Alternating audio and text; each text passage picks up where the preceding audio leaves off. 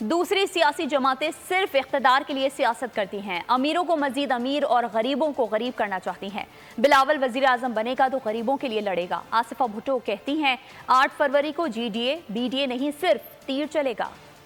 Peoples party کی انتخابی مہم زور و شور سے جاری۔ آصفہ بھٹو کی قیادت میں سکھر میں ریلی، کارکنان کی جانب سے شاندار استقبال، پارٹی ترانوں پر رقص۔ آصفہ بھٹو نے بھی نعرے لگا کر جیالوں کا لہو گرمایا۔ بلاول کا نشان، بختاور کا نشان، میرا نشان، آپ کا نشان، سکر کا نشان۔ ریلی کے شرکا سے خطاب میں آصفہ بھٹو کا کہنا تھا کہ دوسری جماعتوں کو صرف اقتدار کا لالچ ہے۔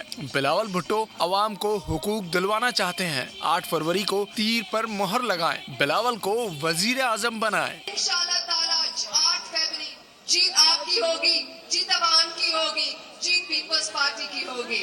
ایک ہی خواہش ہے کہ آپ سب 8 فروری کو تیر پر مہر لگا کر بلاول بھٹو زرداری کو موقع دے کہ وہ آپ کے لیے اور آپ کے حقوق کے لیے۔ مزید کہنا تھا کہ 8 فروری کو G D A B D A نہیں صرف تیر چلے گا۔